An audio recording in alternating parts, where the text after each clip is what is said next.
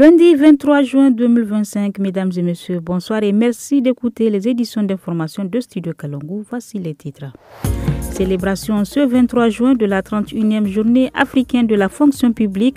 La ministre de la fonction publique est à suivre sur les grandes réformes adoptées par son ministère. Le collectif des syndicats de la Société nigérienne d'électricité, dans une déclaration ce matin à Niamey, rejette la décision du gouvernement de nationaliser la société. Des précisions dans un instant.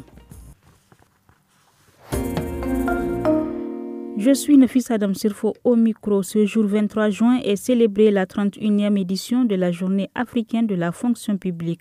À cette occasion, la ministre de la fonction publique, dans son allocution hier soir, a fait part de grandes réformes adoptées par son ministère. Madame Aïssata Abdoulaye est à suivre sur des propos recueillis par les confrères de la télévision nationale RTN. Cette journée est l'occasion de rendre hommage à l'engagement quotidien des agents publics et de réaffirmer notre volonté collective de bâtir une administration moderne et efficace au service de nos concitoyens. D'importantes réformes sont initiées par mon département ministériel. Entre autres, la révision du statut général de la fonction publique de l'État, le développement d'outils de gestion des ressources humaines de la fonction publique, et le projet de mise à jour du réseau informatique. Après la décision du gouvernement de nationaliser la Nigérienne de l'électricité Nigélec, le collectif des syndicats de la société a rendu public ce lundi une déclaration. Les syndicats prennent acte de la décision mais la rejettent. Les acquis des travailleurs sont encadrés par la loi et ne représentent aucune charge pour la société, ont-ils indiqué. Maman Lawel Garba, membre du collectif du syndicat de la Nigélec.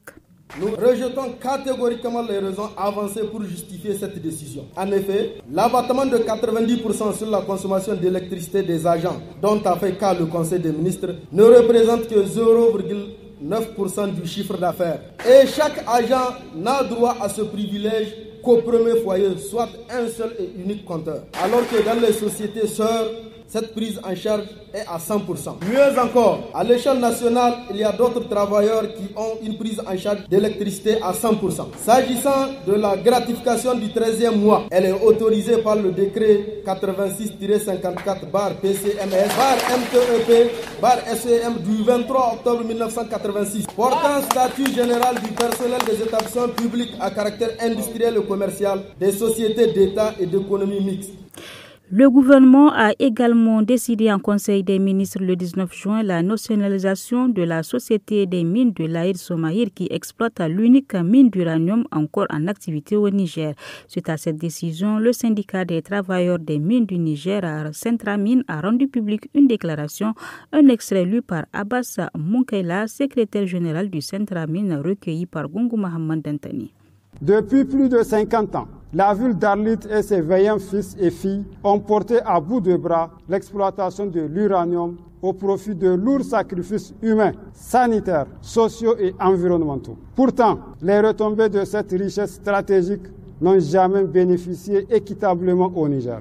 Nous saluons avec force cette décision courageuse et responsable qui met fin à des décennies de pillage organisés au profit d'intérêts étrangers. Ouvre une nouvelle ère de gestion transparente, patriotique et durable de notre patrimoine minier. Permettra une meilleure redistribution des richesses au profit du peuple nigérien, en particulier des populations d'Arlit et de la région d'Agadez. Enfin, 21 affaires criminelles seront jugées pendant 10 jours à partir du 20 juin au tribunal de grande instance de Birninkwani par les assises de la chambre criminelle au titre de l'année 2025. Lawangoje, président du tribunal, détaille les différentes affaires au micro de Asman Moussarzika. Ces assises vont se pencher sur 21 dossiers concernant 26 personnes. Il y a un cas de viol, 5 cas d'assassinat, 5 cas de vol à main armée. Nous avons également 3 cas d'incendie volontaire. Nous avons aussi un cas rare que nous n'avons pas eu par le passé. Il s'agit d'arrestation et séquestration arbitraire. C'est la fin de ce journal. Merci à vous de l'avoir suivi. Restez avec nous pour la suite de nos programmes.